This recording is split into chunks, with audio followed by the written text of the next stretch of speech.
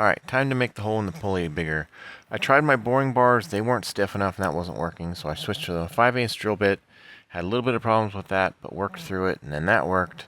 And then I got the whole way through, and then figured, alright, I'll just check the reamer, and the reamer rattled, so hopefully it'll work.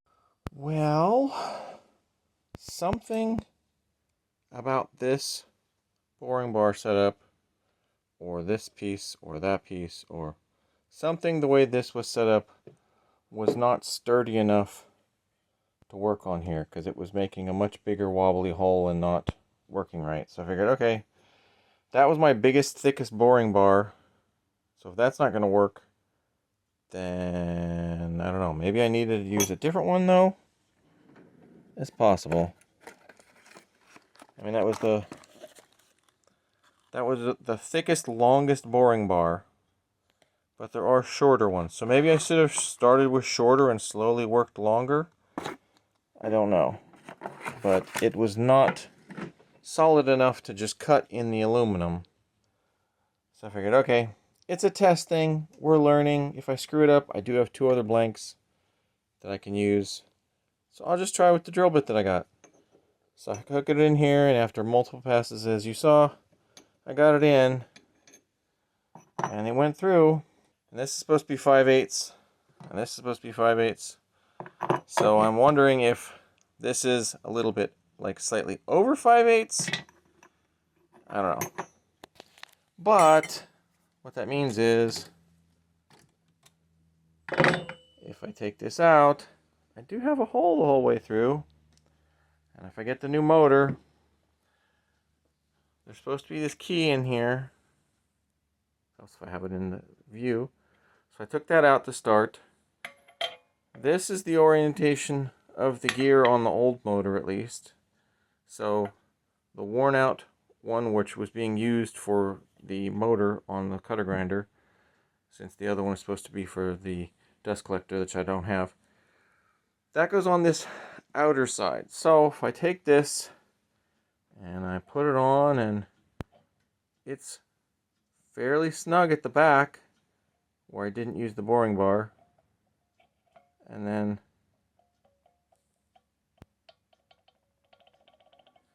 there's a little bit of a gap on this edge. Some of that might be taken up very slightly with the key, because the key is supposed to really lock it in so it doesn't rattle as much. And it's possible with that amount that if I used Loctite in there, not the red stuff, but the blue stuff, the non-heat required Loctite, that may fill in the space after I have the key in, and we might be okay. I think next what I'm going to try is getting a keyway in and see how that goes. Because that way I'll have tried all the different steps that I need to see if I can get this to work. And like I said, pulling the back off, it's not real sloppy at the back, but it is sloppier at the front where I had more problems. Alright, so now I'm going to try the broaching set. First, they said if you don't have a press, you can use a brass hammer. Well, I tried that, and my brass hammer fell apart. Very nice. So I went to my smallest ball peen hammer and just did it carefully and tried to keep that flat, and that worked. Then I realized I need a bigger piece because it didn't quite fit. So then I made a different thing, different spacer, because it only came with one spacer. And using the other spacer, that went down through. So, yay. It was slightly thicker, but it worked. And there you go. Went down through the made-up spacer, and that worked. And here I'm just trying to line up to get where the hole is supposed to go when I'm drilling the set screw. Well, that's cool. I'm not sure what this is. It's something out of a hard drive. I'm guessing it's aluminum because it's very light, and I was able to cut it with these things. And then I was able to file it to make a slightly thicker shim than that. And I figured, all right, before I run 2 of them down in, let's see if the slightly thicker one is enough. And oh, look. That's pretty cool. that actually went on, and it does not rattle very much. So having the keyway like that helped some of the pulley moving around. So that's awesome. Now the craziness happens. Do I go ahead and make this a lot thinner since I don't need it that thick, or do I just drill the hole like this and have a really thick pulley? But I'm not sure if there's a reason to have it thinner or if thicker would work. I don't know. In any case, I'm going to see if I can somehow manage to drill and tap a set screw in here. I'm very happy that that worked. That's very cool. And I mean, there's the slightest amount of play. Let's see if you can actually hear it on the microphone. But that's, with the set screw, that would hold that and it wouldn't move. And now I'm drilling the hole for the set screw.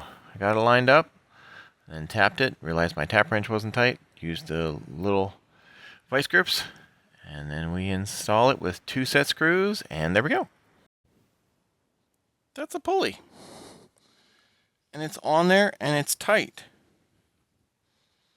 And it has a keyway slot. And it has 2 set screws, not just 1. Because since it's aluminum, I figured it might as well put a set of stacked set screws versus just relying on 1 of them. 2 of them I think should be fine. 1 of them may have been fine, but I don't know these things.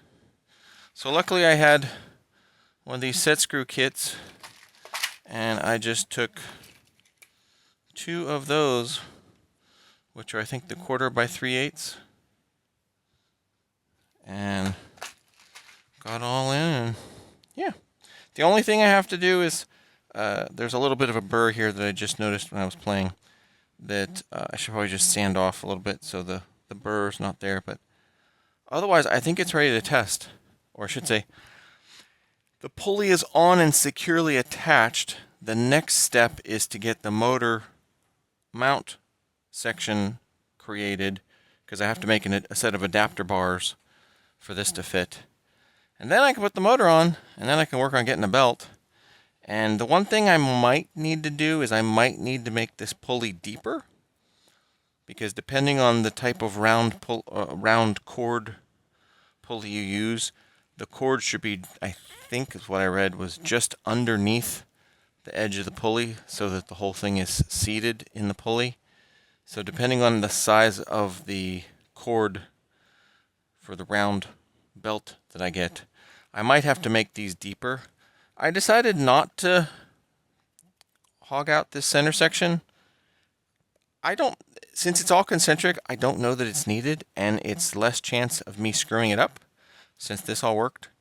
So, yeah, I think it should be fine. We'll find out. It's a big enough motor that little bit of aluminum I don't think is going to be an issue. At worst case, it would act like a momentum unit. So once it's spinning, it would tend to want to spin a little bit more than just the motor. I don't know that that's going to matter for this application, but that's very cool. As I found out during the thing, don't buy cheap replaceable end hammers. The threads on this broke off because they weren't very deep and they weren't set correctly in there, and it wasn't really attached very well. So those broke, so I had to just use my mini ball peen hammer to do the broaching, and just be very careful and tap lightly to get it square on the end of the broach, and it worked. I did have to use the bigger spacer that I made, but then that set perfect, and yeah, I'm very happy. Very, very cool.